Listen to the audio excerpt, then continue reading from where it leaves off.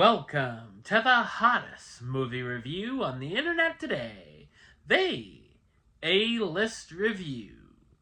I am your host, the Game Changer, Wes Troop.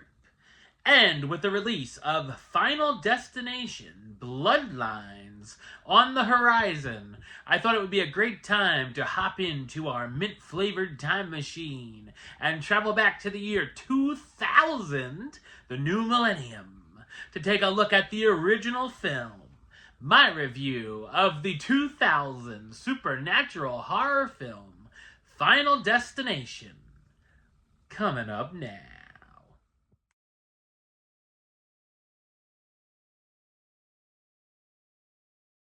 After getting a premonition about a plane crash on his school trip, Alex, a student, saves a few of his classmates. However, their situation gets complicated when death starts chasing them.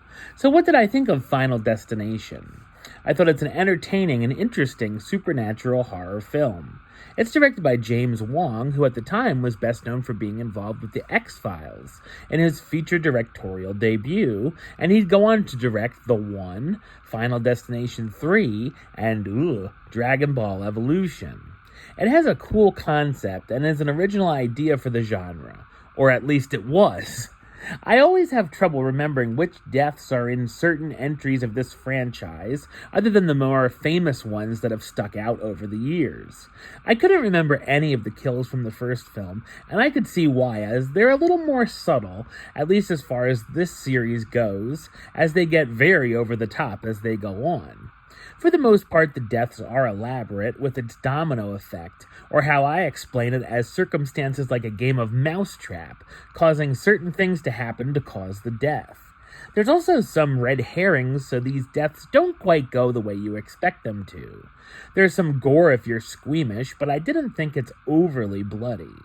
The film can also make you fear doing some of your everyday tasks, like boiling tea or turning on a microwave. I really like the whole plane crash sequence as the teens arrive at the airport and board the plane. Our main character, Alex, begins having odd premonitions and picks up on some odd happenings, such as hearing John Denver's song Rocky Mountain High, as the singer famously died in a plane crash. There's also a lot of great tension with the plane, and an overall feeling of dread, always thinking that something bad is coming around the corner. Once the survivors of the crash start mysteriously dying one by one, they begin to constantly be on edge, thinking about how or when they could die. Alex and company begin trying to figure out death's design to try to save themselves, and there are some twists thrown in, so it's not too obvious who's going to die next. Two FBI agents, Shrek and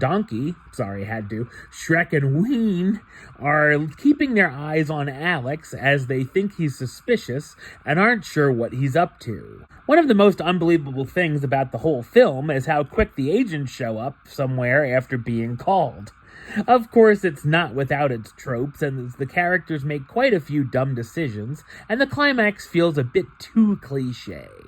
As with most teen horror movies, the acting could be questionable at times, the characters are bland, and some of the dialogue was eye-roll inducing.